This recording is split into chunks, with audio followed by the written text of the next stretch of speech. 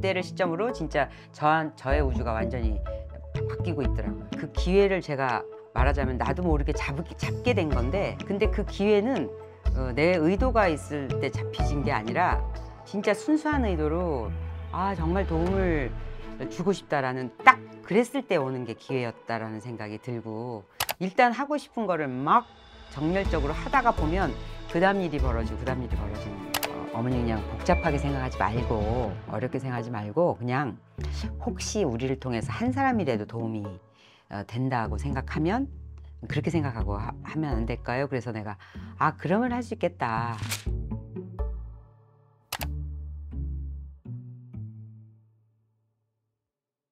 네, 안녕하세요. 저는 김시웅 기자고요. 사실 저는 이제 작년에 두 분을 알게 됐고 유튜브를 정주행하면서 아, 굉장히 저 스스로도 많이 달라졌거든요. 그러니까 모든 생각이 달라지면서 그 리부팅, 새로 고침을 했어요. 그래서 제가 이번에 이제 우먼센스에서 그 바디 앤 소울 리부팅 프로젝트라고 기획을 했고, 거기에 첫 번째 그 시작을 열어주실 분을 누가 하면 좋을까? 뭐 그냥 아무 딱 두 분이 저의 그 시작이었고, 이 전체 프로젝트의 시작을 해주시면 너무 좋겠다 생각을 해서 제가 제안을 드렸고, 또 너무 흔쾌히 허락해 주셔서 이런 좋은 시간이 마련되었습니다. 그 두 분에 대한 궁금증, 뭐 여러분의 궁금증도 제가 좀 체크를 했고, 또 저 개인적인 궁금증, 그리고 저희 우먼센스 독자분들에게 꼭 전하고 싶은 이야기들 다 같이 꼼꼼하게 잘 담아보겠습니다. 네, 저희도 오늘 잘 네, 부탁드리겠습니다. 잘 부탁드려요. 부탁드립니다. 네.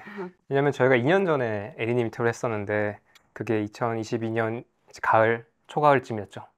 그때 차에서 했던 인터뷰 이후로 2년이 지났고 되게 많은 일이 있었잖아요.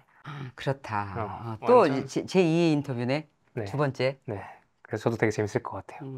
네, 알겠습니다. 열심히 잘 해보겠습니다. 저는 계속 이제 겸님의 유튜브의 구독자가 늘어나는 거는 보고 있었지만, 딱 이제 인터뷰를 제안드리고 인터뷰를 수락해 주시고 그러고 나서 얼마 되지 않아 정말 이제 40만 명이라는 되게 좀 기록이 세워졌고, 그거에 대해서 이제 또 겸님이 직접 그간의 이야기들을 나눠주시는 걸 보면서도 아귀가 맞는 듯한 느낌을 받았어요. 그래서 말씀 주신 대로 그동안의 일들, 그리고 앞으로 나아갈 일을 전체적으로 좀 같이 이야기 나누고 싶고요. 첫 번째로는 지금 유튜브에서 첫 번째 영상으로 체크가 되는 게 그 2019년 7월 1일. 그때는 지금은 이제 다이어트 과학자 최겸인데, 그때는 다이어트를 읽어주는 남자 다잉남, 이렇게 해서 첫 번째 영상이 지금 이제 랭크가 되어 있는데, 그 시점은 언제였고 유튜브 활동을 시작하시게 된 뭐 계기 같은 거, 그런 걸 좀 궁금합니다. 7월 2일이었어요? 네, 7월 1일이요. 1일이요? 네. 정확하게 딱. 엊그제네. 네. 네. 이제 제가 이 이야기를 소개를 영상에서 몇 번 드렸지만 그래도 처음 보시는 분들에서 말씀드리면 저는 이제 뭐 고려대학교라고 하는 대학교에서 공부하던 문과생이었고요. 그러다가 우연하게 이제 제 가까운 친구가 스스로 세상을 떠나는 결정을 하고, 그때 약간 잠시 삶을 멈춰가지고 내가 뭐 하고 있었지라는 생각을 하게 됐어요. 왜냐면 그 친구는 저한테 가장 친하고 소중한 친구였는데 뭔가 나는 이 친구의 아픔이나 이런 것들을 하나도 못 보고 있었네? 그런 일이 있었고, 그리고 그에 이어서 약간 조금 사람들의 이야기를 놓치지 않고 들어야겠다는 약간 좀 습관이 생겼는데, 그 여정에서 약간 어떤 분들이 저한테 자신의 다이어트 이야기를 조금 솔직하게 해주시면서 다이어트와 관련해서 겪고 있는 이상한 일들, 되게 열심히 다이어트를 하지만 실패하거나 아니면은 성공했지만 곧 요요를 겪고, 또 나아가서 폭식증이나 식이장애 또는 먹토와 같은 먹고 토하는 이런 것까지 경험하시는 분들 이야기를 보면서 왜 이런 일이 일어나지? 라는 첫 의문을 갖게 됐어요. 그때부터 이 다이어트가 뭔지에 대해서 공부를 해보자고 결심을 해서 공부하기 시작한 게 2016년 여름이었습니다. 그러니까 지금 이제 8년 전이네요. 네. 그리고 나서 이해하게 된 것은 이게 우리가 다이어트를 너무 비과학적으로 보고 있었다. 그러니까 단순히 어떤 칼로리 균형에 의해서 우리가 먹는 양과 쓰는 양, 칼로리의 어떤 덧셈 뺄셈을 가지고 우리 몸이 살이 빠질 거라 기대하고, 그런 식으로 했던 게 약간 우리 몸 전체의 대사 시스템을 잘못 보고 있었다라는 것을 알게 되면서 그러면 지금 우리가 이 문제를 바라볼 때 과학이라는 걸 중심에 두고 과학에 근거해서 어떻게 이 다이어트를 바라봐야 하며 무엇을 해야 되는지에 대해서 공부를 해보자. 그리고 컨텐츠를 만들자라고 생각한 게 그때였습니다. 그래서 그때 처음에는 다이어트 읽어주는 남자, 그러니까 저도 공부를 한 사람이니까 내가 전문가는 아니고 이제 내가 공부하는 것들을 이제 여러분들한테 논문 같은 것들 읽어주겠다. 지금 중요한 것들이 무엇인지에 대해서 저의 생각들을 읽어준다. 이런 관점에서 그때 그렇게 채널명을 정하고 컨텐츠를 만들어 왔습니다. 그리고 지나오는 과정에서 조금 더 명확한 브랜딩이 필요한 것 같아서, 그리고 사실 제가 과학자는 아니고 지금은요. 그리고 아직 제가 많이 모자라고 전문가도 아니라 생각하지만 계속해서 이 일을 해나가는 과정에서 내가 나중에 갈 어떤 미래 모습이 어떤 과학자다. 그리고 다이어트를 중심에 두고 있기 때문에 다이어트 과학자라는 이름으로 채널을 바꾸고 그 정체성 안에서 콘텐츠를 만들어 왔습니다. 그 사람들의 이야기를 들을 때 되게 여러 가지 장르라고 해야 되나? 그게 있는데 어떻게, 그러니까 본인이 뭐 굉장히 뭐 그런 체중의 문제라든지 외적인 문제가 아닌 걸로 보이는데 어떻게 그 다이어트라는 거에 이렇게 마음이 갔고 그런 사람들 이야기가 더 많이 와닿으셨을 것 같거든요. 그 포인트는 친구분의 계기였을까요? 근데 사실 그냥 그때는 이 정도까지 제가 이렇게 들어올 줄 몰랐어요. 이게 되게 중요한 문제라는 직감만 있었고 제가 이렇게까지 더 많은 일들을 보게 될 줄은 몰랐어요. 좀 쉬울 줄 알았어 사실. 그냥 쉬울 줄 알았고 조금 사람들한테 필요한 것들 조금 더 내가 공부해서 뭐 도와주자라는 마음 정도였습니다. 다만 뭔가 여전히 처음에 말씀드렸던 그 친구의 일 때문에 이게 사람들이 가지고 있는 이런 어려움 같은 것들을 좀 똑바로 보자라는 마음이 있어서 그냥 그 주제가 그냥 바로 꽂혔던 것 같아요. 많이 언급을 해주셨는데 사실 그 과학자라는 게 그 저희는 이제 이과적인 접근이라든지 뭐 물리를 공부하고 화학을 공부한 사람이 과학자라고 생각하는데 저는 그 40만 명 영상에서 말씀해 주신 왜 본인을 과학자라고 칭하고 그걸 향해서 가는지에 굉장히 공감을 많이 했거든요. 어떤 대상에 대해서 정말 꾸준히 공부하고 계속 관심을 갖고 그 모든 바뀌는 그 주변 환경에 계속 영민하게 그 반응한다는 것 자체가 과학자구나. 어떤 걸 열심히 하는 사람을 과학자라고 할 수 있는 거구나. 그게 굉장히 다가왔거든요. 그래서 과학자라는 단어도 좀 새롭게 정의해 주시는 거 아닌가. 사실 우리가 요리사라고 하면 뭐 A님도 요리사시잖아요. 근데 요리사라고 하면 요리 관련된 조리학과를 나와야 되는가? 또 어떤 수상 경력이 있어야 되는가 해보면 또 아닐 거예요. 음악가도 마찬가지로 어떤 전공을 해야지만 음악가일 수는 없을 것이고, 사실 어떻게 보면 저는 과학자가 아니라고도 생각하거든요. 지금은 아니라고 생각해요. 근데 또 맞을 수도 있다. 그냥 결국에는 과학자라는 건 과학을 하는 사람이고, 과학이라는 걸 가지고 어떤 걸 바라보고 거기서 어떤 고찰을 하고 또 실험을 할 수도 있지만 지금 실험 같은 걸 많이 하지 못하지만 인사이트를 내고 여기 관련해서 일어나는 모든 일련의 활동들을 하는 사람들을 그렇게 부를 수 있다고 생각하고, 또 동시에 우리가 사실 과학자라는 이름은 어렸을 때 약간 우리 장래 희망에 많이 등장하잖아요. 그러니까 저는 처음에 그 이름을 지을 때는 사실 내가 지금은 아닌데 앞으로 이런 관점에서 이런 정체성에서 이렇게 나갈 거야. 그리고 과학을 벗어나지 말자. 여기서 이야기하는 것만 되게 높은 신뢰도를 가지고 얘기할 수 있는 것들만 얘기하자.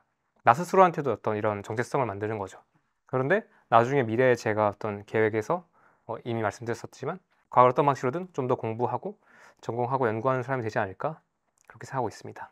네. 멋진 포부와 그 자기의 가야 하는 길에 대한 점을 되게 선명하게 찍으면서 그 길을 가시는 것 같아서 굉장히 존경스러워.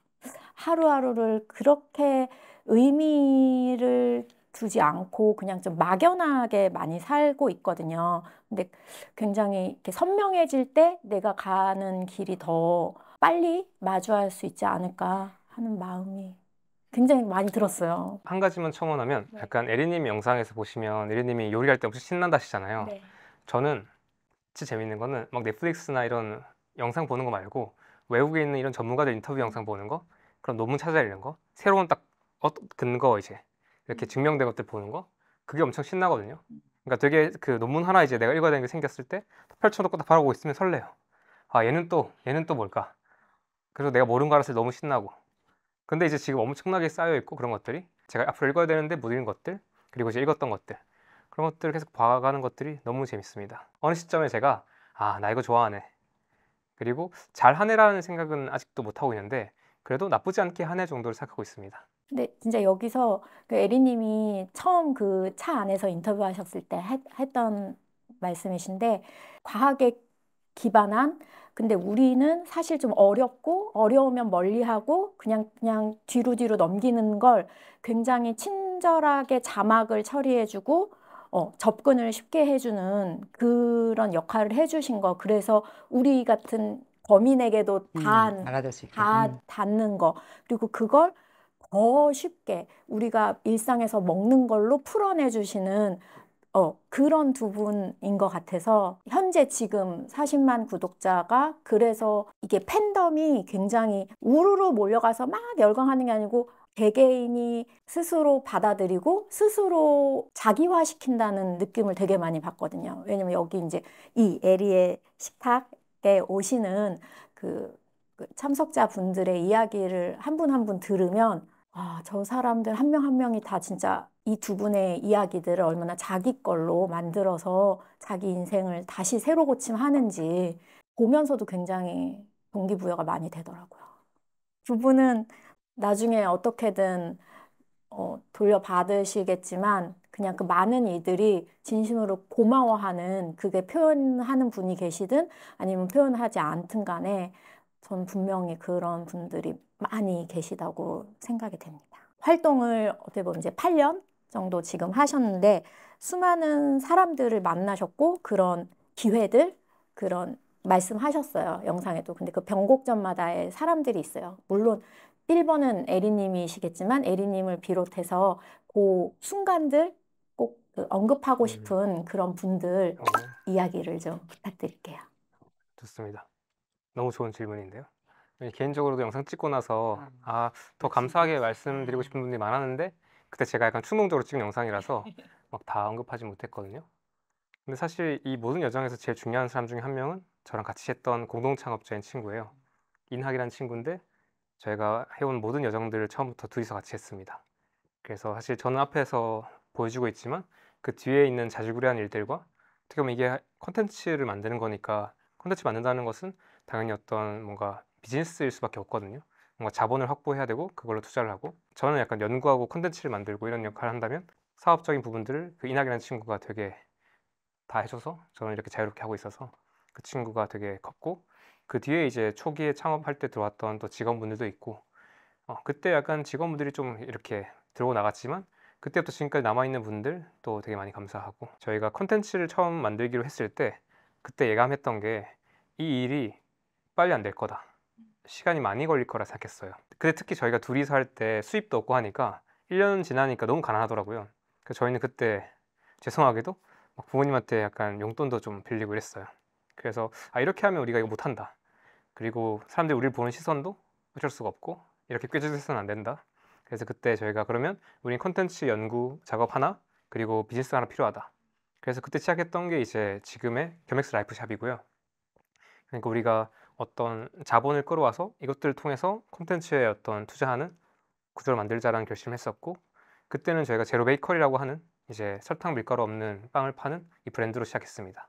근데 지금은 좀 더 확장해서 우리가 건강하게 살 때 필요한 어떤 식품이나 아니면 어떤 도구 같은 것들, 블라이트 차단 안경 같은 것들, 이런 것들을 하나씩 계속해서 이제 만들어내고 있는데, 더 정확하게는 사실 제가 필요한 것들이에요.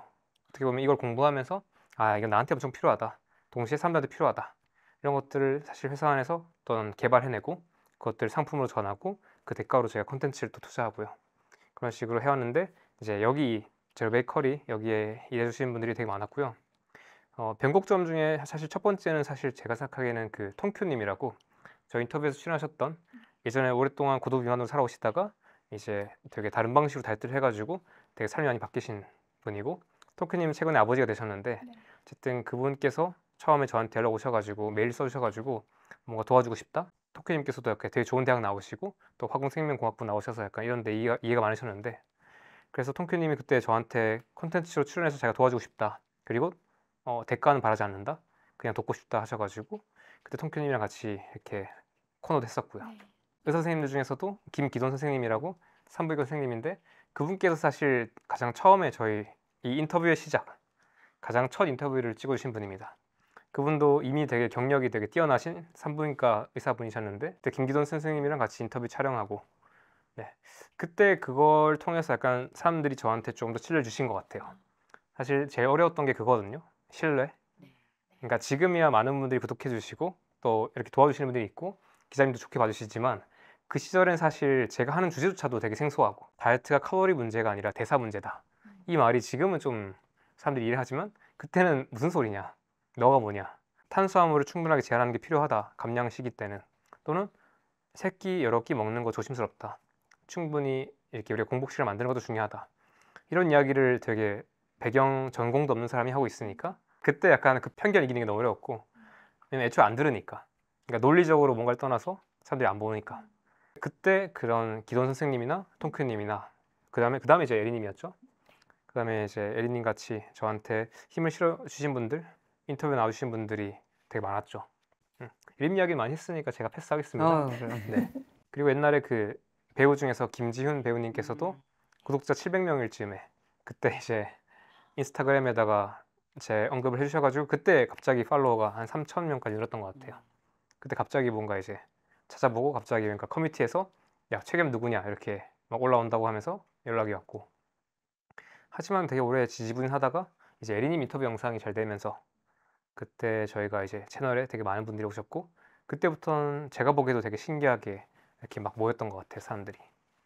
그리고 그 뒤에도 되게 좋은 분들이 인터뷰 많이 해주셨고 사실 저도 제가 공부한 것들을 제가 논문을 읽고 뭔가 읽고 논리적으로 정리를 해서 스타일스 다이어트라고 제안을 했지만 이게 실제로 어느 정도 효과를 보일지에 대해서는 사실 저도 알 수가 없잖아요.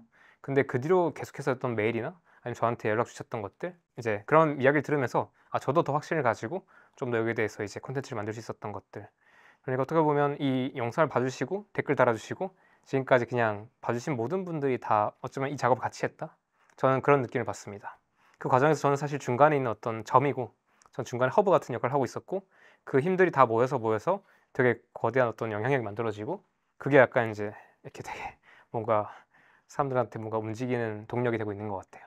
점을 찍어주셨고 그 말씀 주셨던 그리고 지금 영상에 공식적으로 이제 같이 작업을 해주셨던 분이 선을 만들어 주셨고 그 40만 명의 구독자들은 거길 다 촘촘하게 채우는 면을 만들어 주시는 거잖아요. 그러니까 다이어트라는 게 단순히 그냥 루즈 웨이트, 그냥 몸무게를 줄이고 그 체중계 위에 숫자라고만 생각을 했어요. 그렇기 때문에 뭐 칼로리다, 뭐 들어오는 거랑 나가는 거다 이렇게만 생각했는데 사실 다이어트의 어원은 식이요법이잖아요. 그러니까 왜 식이요법을 해? 건강하려고. 그러니까 그냥 우리가 그동안 다이어트라는 단어를 잘못 생각하고 있었다. 그거의 본질이 뭐지? 그걸 그냥 뭐랄까 한 번 더 생각하게 해주셨던 점이었거든요. 제가 느끼기엔 그랬는데 또 에리님께 첫 번째 질문은 처음에 그 에리님의 점은 어떤 거였는지 이거는 이제 그 첫 번째 인터뷰 때도 사실 나왔었는데 이제 에리님이 어떻게 이 점에 동참하고 선이 되셨는지 그 이야기를 여쭤보고 싶습니다. 그러니까 그게 정말 아무 의도 없이 자연스럽게 그런 마음이 먹어졌어요. 그러니까 제가 도움을 받아서 모르는 사람의 그 유튜브를 통해서 그거를 이제 따라 하다가 진짜 몸이 좋아지고 건강해지니까 근데 이분이 지금 뭔가 이렇게 다른 사람들한테 그걸 인정을 받고 그 가치를 알고 있었으면은 제가 이제 그런 생각이 안 들었을 텐데 근데 이거는 내가 이분이 하고 있는 일이 얼마나 지금 사람을 살리는 일인지를 얘기해야지 되겠다라는 어떤 의무감이 생긴 계기가 있었어요. 그래 갖고 그게 뭐냐면은 저희 그 아들이 그때 책을 낸다고 원고를 타이핑을 부탁을 해 갖고 그 타이핑 하신 분이 그걸 다 읽고 그게 일기였는데 그거를 편지를 보내온 게 있었었거든요. 근데 그 편지가 그거를 읽고 자기가 정말 삶을 다른 시각으로 보게 됐다. 그래서 처음으로 효도하고 싶어졌고 동생 챙기고 싶고 자기가 지금 이런 잠자리가 얼마나 감사한지 그래서 꼭 이 책이 나오길 바란다. 그러면서 정말 이거를 그냥 그 돈 알바를 하려고 타이핑을 한 거였는데 이게 진짜 내 삶에 큰 울림이 됐다라는 편지를 아주 예쁜 편지지에다 길게 4장인가를 써가지고 온 거를 아들이 엄마 이거 한번 보시면 좋겠어요. 그래갖고 그걸 보고 그때 문득 든 생각은 지나가다가 아니 젊은 여자애가 자기가 이렇게 느낀 감동을 일부러 굳이 그 사람한테 그걸 한 걸 보고 내가 그때 그 산티아고 가려고 그 며칠 전 앞두고 있었거든요. 근데 나는 너무 비겁한 거 아닌가? 정정당당하지 못하다는 느낌이 들었어요. 이 얘기를 나도 해야 될 의무가 있다. 그래서 우리 그 아들이 그거를 읽고 막 울더라고. 그러면서 내가 그랬지. 네가 책을 내고자 하는 그 뜻이 벌써 한 사람이 바뀌었으니 벌써 이루어지지 않았니? 그러면서 책이 안 나와도 사실 의미가 있다. 그 얘기를 해주면서 근데 그러면 나도 내가 지금 이렇게 마음 가득 깊고 너무너무 후원하고 싶은 고마운 마음이 있는데 이거를 전하고 가지 않으면 산티아고 걷는 내내 후회할 것 같았어요. 그래서 지나가다가 그때 그 바로 과천 지나가다 걸었다가 거기 스타벅스에 그냥 들어가 갖고 그냥 있는 노트에다가 막 쓴 거예요. 그때 그 겸이 그 저기 나왔죠. 네. 그래서 그거를 막 써서 이렇게 그 사진을 찍어서 보냈는데 그때 그 첫 구절이 뭐라 그랬었는지 넌 기억 못하지. 첫 구절이 뭐 그랬던 것 같아. 그 왜 동그라미 그리려다 왜 무심코 그린 얼굴처럼 보고 싶은 마음은 호수만한데 뭐 그런 거 있었거든. 그러니까 어떤 느낌이냐면 내가 너한테 얼마큼 감사한지 마음이 그냥 호수 같은데 진짜 이렇게 전할 길이 없다라는 그런 얘기였었거든. 그거를 인용해서 아주 쓰고 그거를 어떻게 사진을 막 찍어서 보냈는데 내가 그런 걸 잘 못하니까 막 뒤죽박죽 그게 한 20장이 갔나 봐.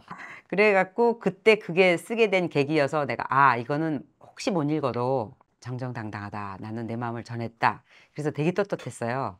그리고 산티아고에서 돌아오고 나서 보니까 구독자 수가 그냥 계속 그대로인 거야. 그래서 이게 도움이 안 됐나? 본인한테 용기가 됐을 수 있었지만 그래서 내가 사진을 그냥 그 전화번호를 그 제로베이커리를 알았었으니까 그 사진을 이제 보냈죠. 사진을 보내서 비포 애프터를 쓰세요. 혹시 도움이 된다면 실명 쓰시고 그리고 얼굴도 안 가려도 되니까 그냥 쓰세요. 이렇게 했던 거예요. 그렇게 해서 그거를 인스타에다가 올렸나? 인스타에다 올렸는데 처음으로 댓글이 많이 달렸다고 궁금해 하신다고 인터뷰 해주실 수 있냐고 그래서 과천에 오셨지. 그래서 이제 인터뷰를 하게 된 거죠.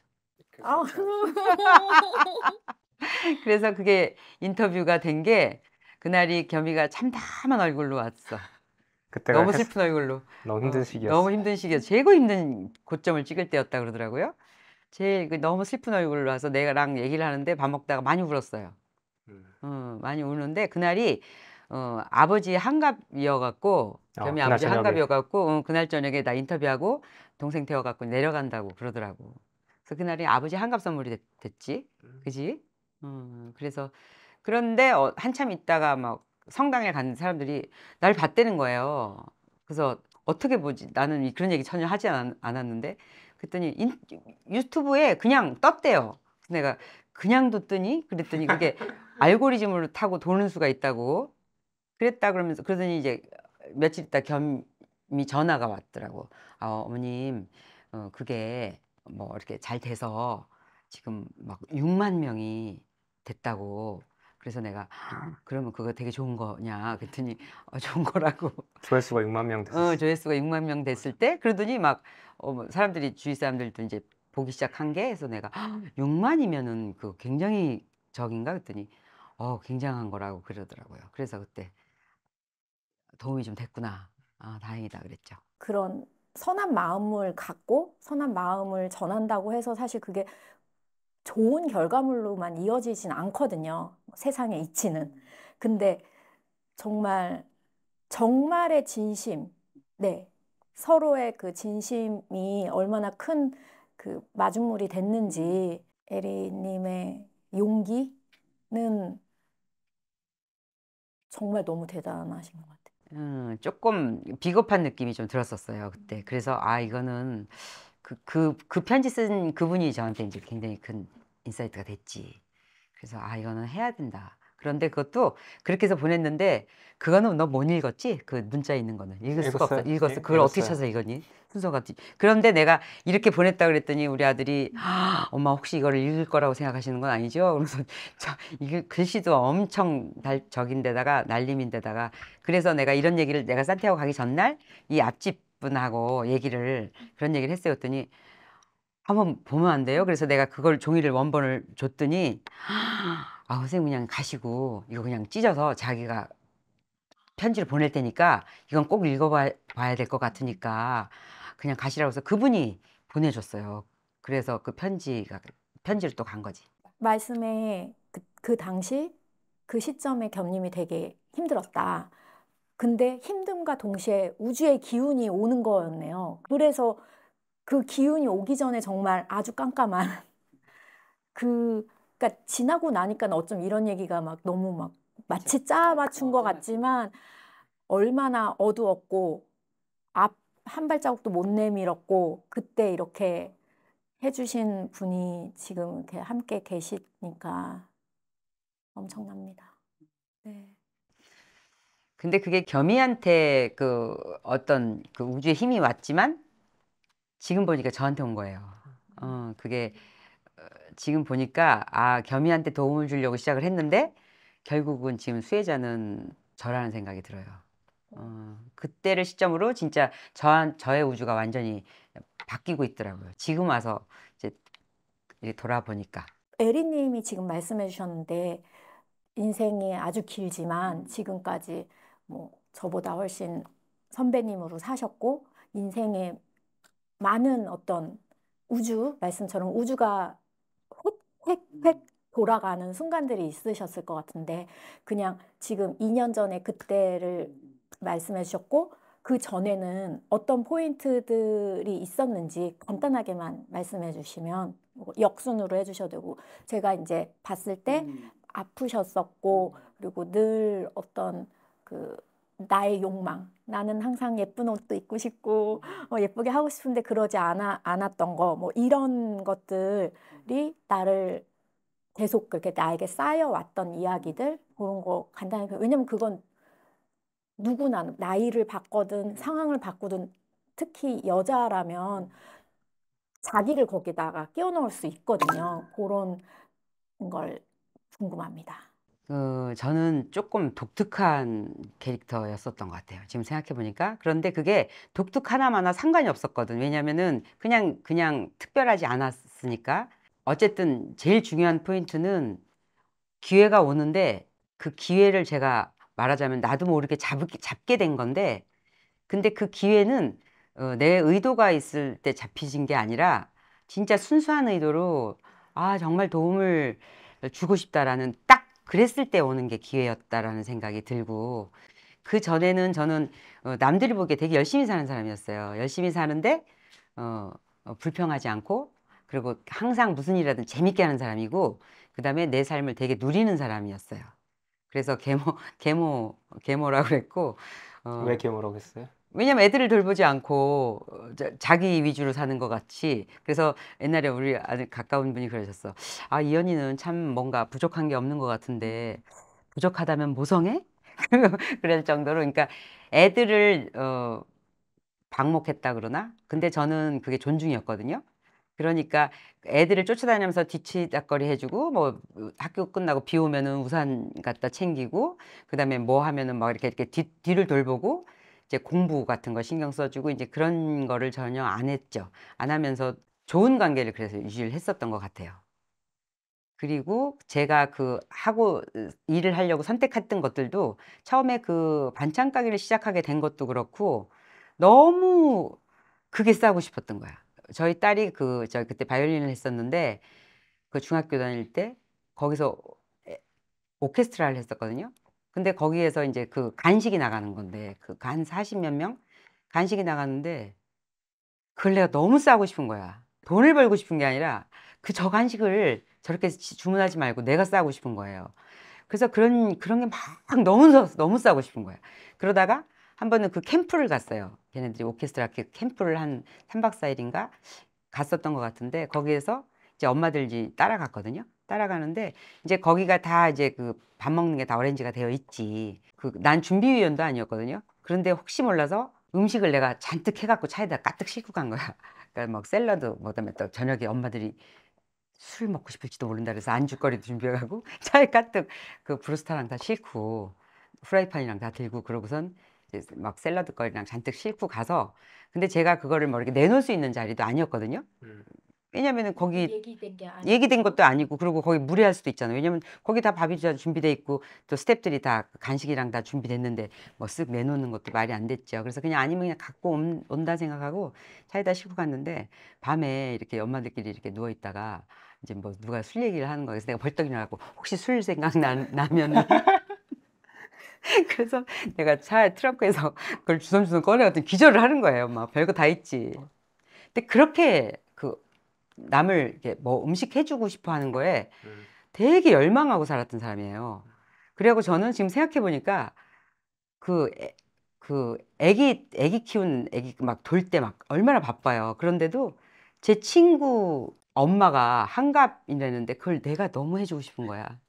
그래서 그걸 내가 하면 안 되니 사정을 해갖고 그릇까지 다 차에다 싣고 가갖고 그거를 차려주고 그다음에 또 다른 친구의 뭐 무슨 집들이 한다는 것도 야 그거 내가 좀 해주면 안 되니? 그러면서 그렇게 계속 했었던 것 같아요.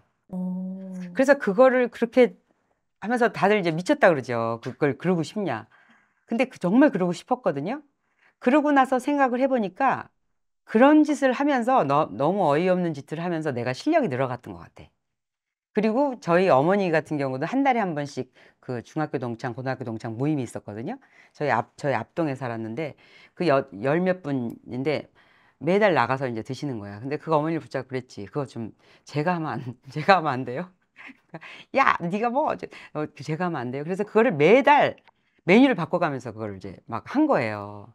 그런데 그거를 이제 어머니 집에서 하려니까 막 어머니 집으로 그릇 날라야지 뭐 그러면서 이렇게 막 브루스타를 양쪽 S자로 양쪽으로 메고 가서 막 식사하실 때 나는 또 다시 집으로 뛰어와서 또 호박 케이크를 구워서 또 후식으로 가고 막 그런 짓을 막 하니까 어머니는 그게 이렇게 별로 이렇게 마땅 좋아하지 않으셨는데 참고로 시어머니입니다. 시어머님이 그러면서도 그런데도 제가 막 그걸 너무 하고 싶어 했던 거예요. 그런데 내가 하면서도 너무 분주하고 너무 일이 많은데 그래서 내가 이번 달만 하고 말아야지 그러는 거예요. 그러고 나면은 그분들이 이제 드시고 나서 너무 잘 먹었다 그러면 어머니 다음 달엔 냉면이랑 해드릴게요. 그러고 나서 이제 그렇게 말하자면은 미친 거지. 그때 유튜브 있었으면 잘 됐겠네요. 그러니까 사람들이 나보고 옛날부터 유튜브 하라 소리가 유튜브가 뭔데 자꾸 너는 살아온 삶이 컨텐츠인데 그냥 컨텐츠다. 뭐 그랬는데 지금 생각해 보니까 나 이런 얘기 처음 하지. 네. 그런 게 너무 많은 거예요. 그러니까 시댁 행사 저희 집 사면 안 돼요. 그러니까 큰아버님이 돌아가셨는데 그 형제들은 다 미국에 있거든요. 그래갖고 이제 장례를 치르러 왔는데 여기에 모일 집이 없는 거예요.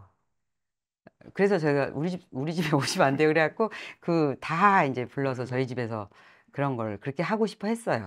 그리고 그때 그 내가 막 배운 요리들 같은 걸 막 해보고 싶어 하고 그래서 이제 그릇 좋아하고 그다음에 워낙 내가 집 꾸미는 거 좋아하고 그릇 좋아하고 그러니까 그거는 시어머니가 보시기에는 참 한심한 짓이었거든요. 왜냐면은 저 누구 돈 갖다 저렇게 다 쓰는 건가, 저 남편 돈 갖다 쓰는 건가 그렇게 생각을 할 수 있는 문제지. 그렇지.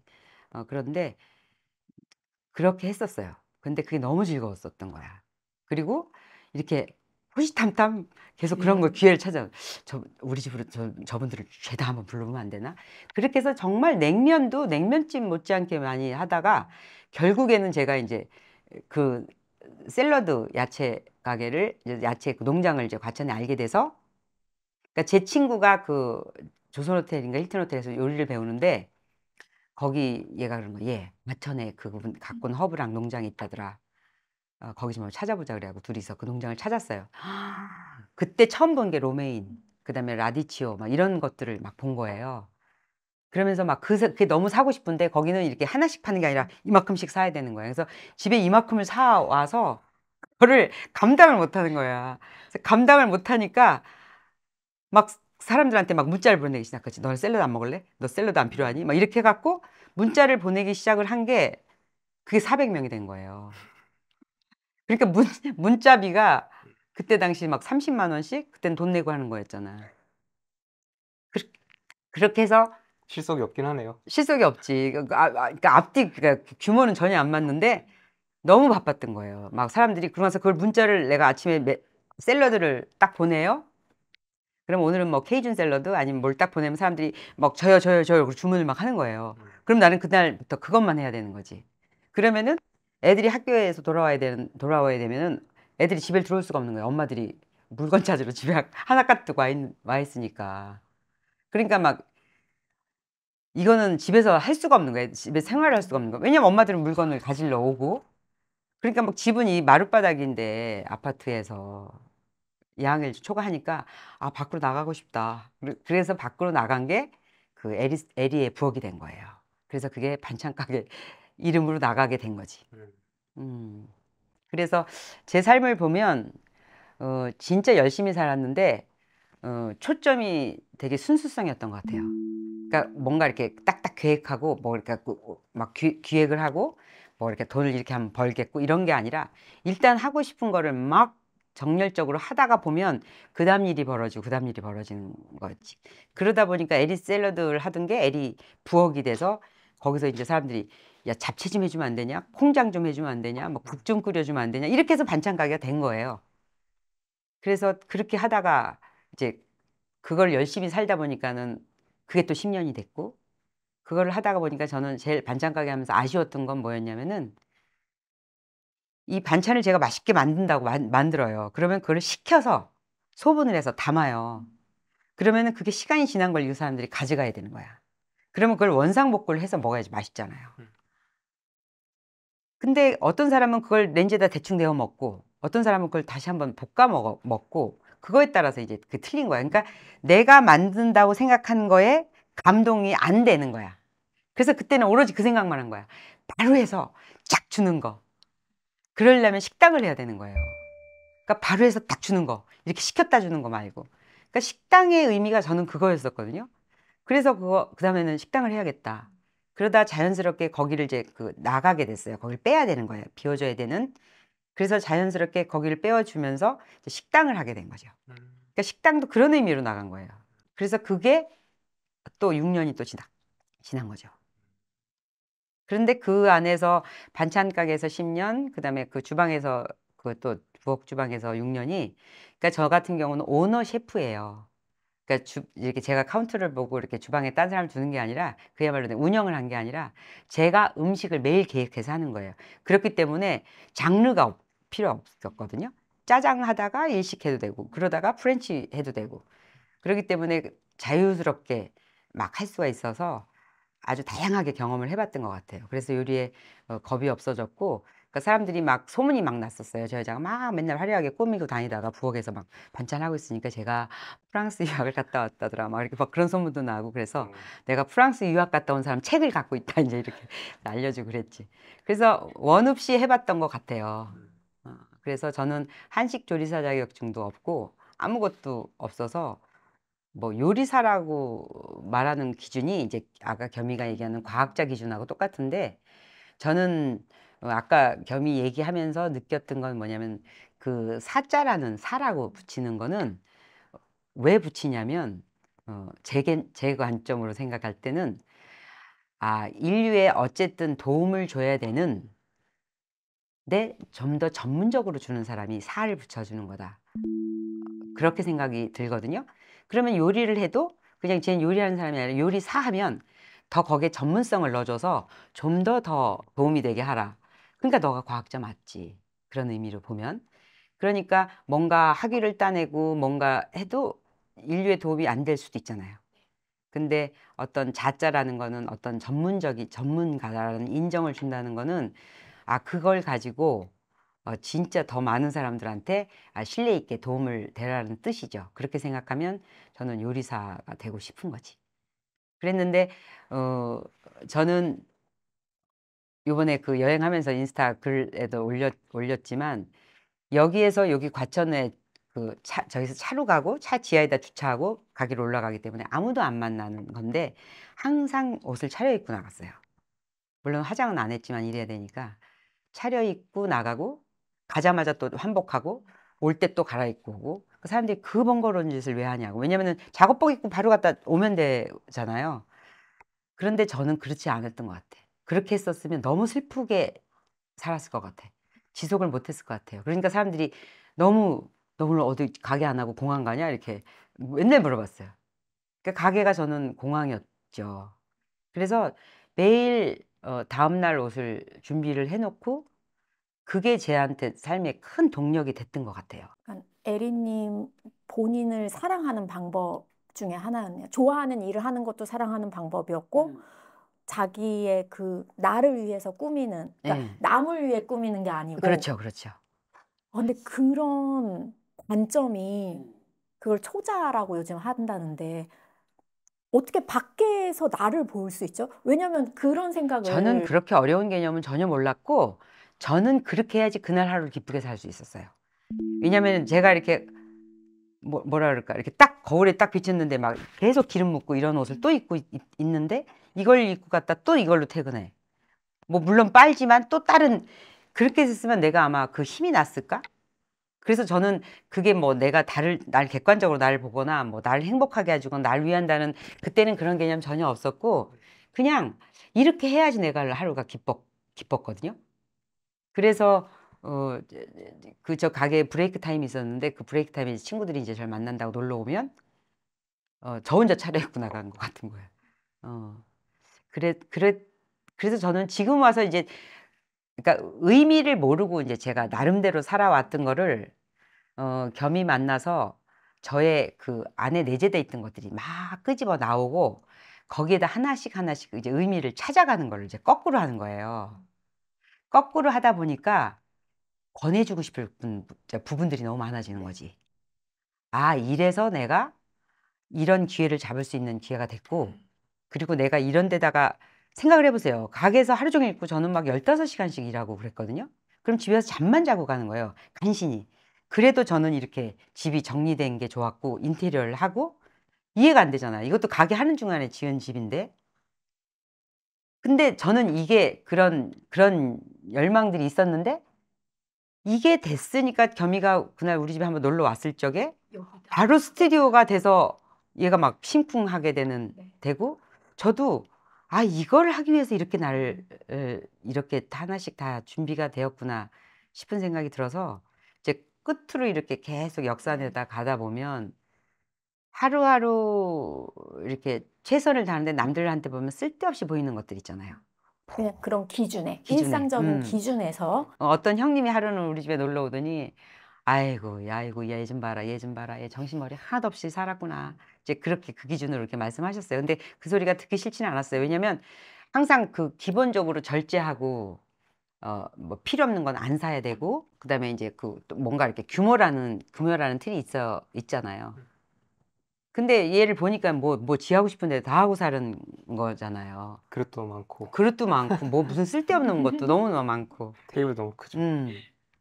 근데 그게 계속 그 하나하나가 나를 다 설레게 했기 때문에 그 계속 설렘의 연장 속에서 살아서 제가 그 정말 내가 그 나도 모르게 내가 내 장기를 못 잡고 있을 만큼의 그렇게 무리가 됐어도 진짜 병 하나 안 나고 그렇게 지내왔었던 것 같아서 그래서 지금 계속 설레면 사야 된다. 아 안 진짜 사면 죄악이다 이건 이러면서. 아니 근데 뭐 설레면 살아 이 단어만 보면 사람들이 그걸 좀 오해하는 것 같아요. 왜냐하면 근데 그 설렘이 너 진짜야라고는 안 물어보거든요. 그냥 단순히 표면적으로 나 이거 봐도 설레 저거 봐도 그렇게 해서 제 얘기예요. 그냥 제 방에 팩도 안 뗀 옷부터 모든 잡동사니 가득하거든요. 근데 제가 정말 또 간증이지만 이제 두 분을 알고 나서는 그냥 얘가 내가 진짜 설렌 건가? 얘가 나한테 진짜 필요한가? 나의 진심에 대해서 한 번도 생각 안 해봤는데 그 생각을 하게 하는 거예요. 그냥 늘 일상에서 즐기면서 남들의 얘기보다 나의 중심을 가지고 나도 모르는 사이에 준비가 돼 있으면 그때 이런 그냥 기회들에 움직일 수 있는 용기가 생기고 그 용기가 이거는 이제 하자, 집밥 하자. 그래서 이제 첫 번째 영상 저도 이제 너무 이제 그때부터 그냥 뭐 막 빠져들었는데 너무 자연스러운 공간에 그냥 자연스럽게 사람들을 확 그냥 끌어당기시는 걸 목도하신 거잖아요. 그 영상을 찍으면서 겸님의 어떤 느낌 어떠셨는지. 처음에 에리님한테 제가 이걸 제안했을 때가 네. 그냥 단순한 영감이었죠. 그냥 에리님께서 제 오프라인 강의 오셨을 때 그날 저녁에 식사하면서 에리님한테 저는 에리님이 요리를 이렇게 좋아하거나 잘하는지 몰랐어요. 근데 그냥 요리를 좀 하실 수 있는 이제 인사이트가 있던 정도였는데 이런 제안을 했고 그냥 에리님께서 그때 주저하셨죠. 주저했지. 아우 네. 야 나는 그런 거는 못할 것 같아. 네. 그러니까 제가 유튜브 안에서 사람들한테 이런 거 먹지 말라, 이런 거 먹으면 좋다고 하지만 실제로 먹을 수 있는 레시피에 대한 정보 이런 것들은 저도 모자라니까. 저도 한국에서 나고 자란 되게 공부만 또 그냥 하고 자란 평범한 사람이니까 모르는 거죠.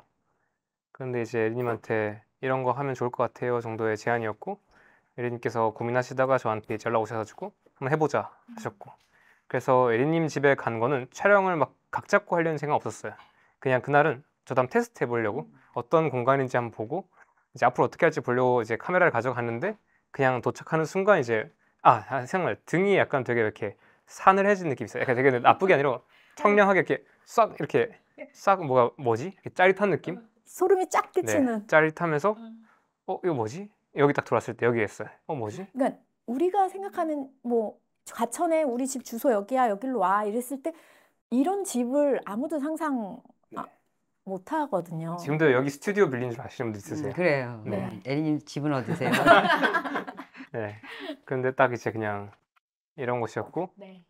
그날도 그냥 이제 저도 어떻게 뭐가 일어날지 아무도 알 수 없으니까 그냥 막 찍는데 이제 너무 이제 자연스러우시고 우리도 얘기하는 게 너무 술술 나오고 그냥 모든 게 다 너무 자연스러우니까 그냥 기억나요. 여기서 제가 앉아 있었던 기억이 있고 여기 에리님이랑 이나님 앉았을 거고 여기 이제 수정님 있었는데 그냥 저는 그걸 광경시켜보면서 이거다라는 생각을 했었어요. 이거를 전하면 된다.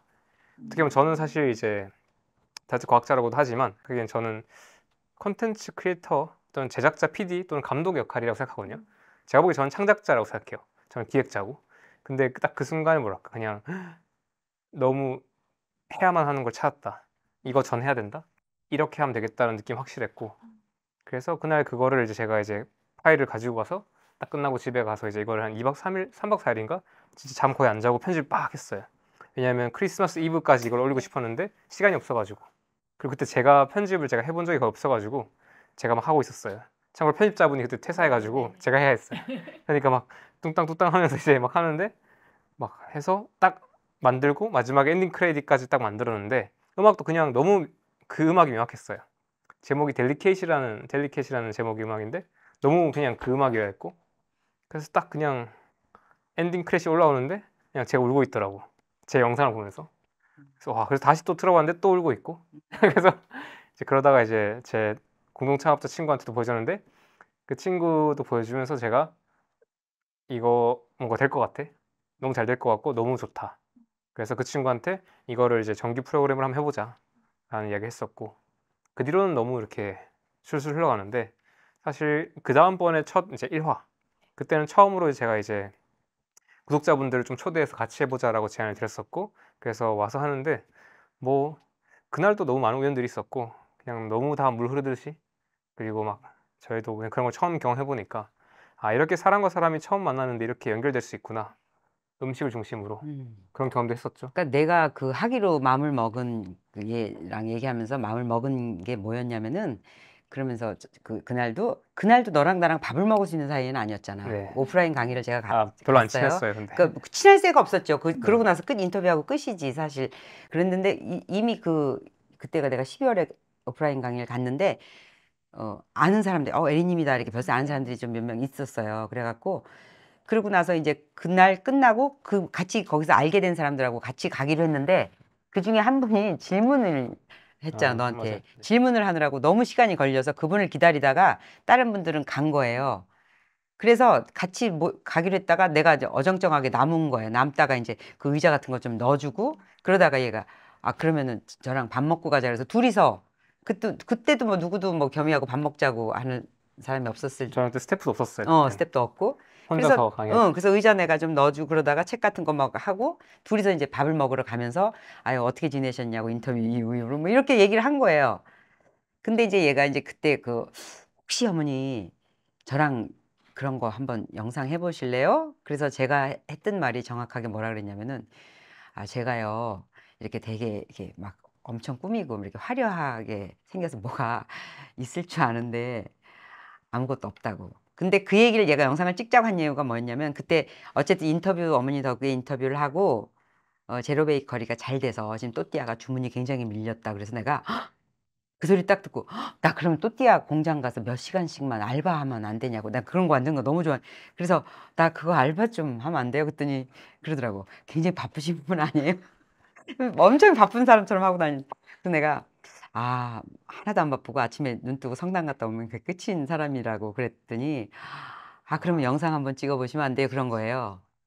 그래서 제가 그랬죠. 이렇게 제가 겉보기에는 뭔가 있어 보이는데 사실은 아무것도 없어서 실망하는 캐릭터라 그냥 이렇게 처음 나를 보면 되게 기대감을 주는데 별거 아니다. 내가 별 내용은 없다. 이제 그래서 그랬더니 얘가 뭐라 그랬냐면은 어머님 말이 맞으실 수도 있고요. 아니면 어머니도 모르실 수도 있어요. 그러더라고. 어머님이 모르실 수도 있어서 저도 그랬어요. 그러면서 그거는 사람들의 그 반응이 말을 해줘요. 그러더라고. 그러니까 그러면서 나중에 그걸 하자고 전화가 왔을 때 어머니 그냥 복잡하게 생각하지 말고 어렵게 생각하지 말고 그냥 혹시 우리를 통해서 한 사람이라도 도움이 된다고 생각하면 그렇게 생각하고 하면 안 될까요? 그래서 내가 그러면 할 수 있겠다. 그래서 그렇게 시작을 한 거죠. 그래서 1월 달부터 찍기 시작한 거지. 우리가 그런 스토리가 있어. 꼬시는 재주가 내가 있어. 사람 꼬시는 멘트였어. 너 항상 그렇게 꼬시는구나. 다 넘어가 그거. 다 넘어가. 근데 저도 그렇게 저한테 기준을 세우니까 오늘도 내가 강의할 때도 그러니까 막 사람들 다 만족시킬 필요가 없고 한 사람한테만 도움 되면 그건 되는 거다고 했는데 그거 맞아요. 네, 그래서 꼬셨죠. 잘해줘. 고마워. 그때 꼬셔줘서. 그리고 사실 그 집밥 콘텐츠 이제 그 구독자님 오셔서 한 첫 번째가 굉장히 센세이션했어요. 왜냐면 그 전에 저도 이제 겸님 걸 보면서 나를 바꾸는 30가지 막 눈 보이는 데마다 붙여놓고 프린트해서 사무실에도 놓고 뭐 그 침대 옆에도 놓고 뭐 조그맣게 해서 여기에도 넣어놓고 했어요. 근데 어떻게 보면 이거 너무 맞는 말인데 자꾸 까먹고 그러니까 내가 어떻게 이걸 내 일상에 적용하지 이런 거였는데 설민한테 좋아. 그럼 나는 이제부터 설탕 안 먹어. 아까 제가 또 약간 강박증이 있어서 막 그렇게 했는데 그렇게 하다 보니 그럼 난 뭘 먹지? 나 먹는 거 너무 좋아하고 이게 인생의 낙인데 그럼 어떻게 해야 하지? 이제 딱 벽에 딱 왔을 때 이제 집밥 컨텐츠가 딱 나오면서 야채를 이렇게 먹을 수 있고 집에서 감동란을 해면 난리 났어요. 막 냉장고가 터져 나가요. 막 그 즐거움에 이제 시작하게 된 것 같아요. 그래서 어떻게 보면 그 전까지는 다이어트 과학자 최겸이 그 이론을 좀 정립을 했으면 거기에 이제 살을 붙이고 이게 스스로 자생할 수 있게 하는 걸 이제 집밥이라는 콘텐츠가 왜냐면 그거는 누구나 내가 만들 수 있고 내가 주인공이 될 수 있는 사실 그 전에 그런 이론들은 되게 많기 때문에 그게 내 걸로 하기가 굉장한 노력과 굉장한 용기와 그거 없이는 좀 어려운데 이거는 그래 내가 내 몸을 사랑하는 방법이 이런 좋은 거 먹는 거야 클린한 음식을 먹는 거야 라는 걸 알려주시면서 그 클린한 식단을 제가 배우기 시작했습니다. 그리고 사실 저도 집밥을 하면서 저도 엄청 많이 배웠거든요. 음식이 중요하다는 말은 사실 다들 알고 있잖아요. 근데 다들 이 정도로 똑바로 이해하고 있지를 못했잖아요. 저도 머리로는 알지만 나쁜 거 안 좋고 이렇게 좋은 거 먹어야 된다는 거 알지만 이게 어떤 양상으로 일어나는지는 우리가 경험해 본 적이 없어요. 이게 맞아요. 우리가 음식이 얼마나 인생에서 중요한지에 대한 좋은 경험을 해본 적이 거의 다들 없어요. 왜냐면 우리는 어렸을 때 특히 이제 부모님들이 또 농사를 지으시던 아니면 회사를 나가시던 되게 바쁘게 지냈고 끼니라는 건 되게 때워야 하는 되게 뭔가 좀 이렇게 의무적인 무언가지 뭔가 이게 우리를 이렇게 살리거나 이렇게 어떤 문화를 공유하는 느낌은 되게 많이 사라진 지 오래돼가지고 근데 에린님이라는 분이 여기서 보여주신 것 같아요. 음식을 마음을 들여가지고 한다는 것, 남한테 그것을 마음과 음식으로 전한다는 것, 그리고 그게 인생에서 굉장히 중요한 일이라는 것을 보여줬고, 그게 저도 약간 이게 다이어트 또는 삶에서 엄청 중요한 일이다라는 것을 눈으로 그냥 볼 수 있게 만들어준 사람이 에리님이죠. 그래서 어쩌면 저는 약간 이 다이어트 패러다임 중심에서 되게 큰 부분을 그냥 에리님이 만들었다고 생각해요. 그리고 많은 분들이 지금 또 집밥에 또 파생된 버전들 다 하고 계시잖아요. 각자 가정에서. 그게 또 신기하죠. 늘 여기 와서 간증하듯이 구독자들이 본인의 그런 변화되는 걸 말씀을 나눠주시는 걸 보면 그 음식 하나를 바꾸고 그러면서 내가 바뀌고 가족이 바뀌고 아이들이 바뀌는 그런 이야기가 되게 감동적이었거든요. 그래서 그 음식으로 나와 내 주변 사람, 내 가족을 좀 바꾸는 건 어떻게 접근해야 하는 게 좋을지.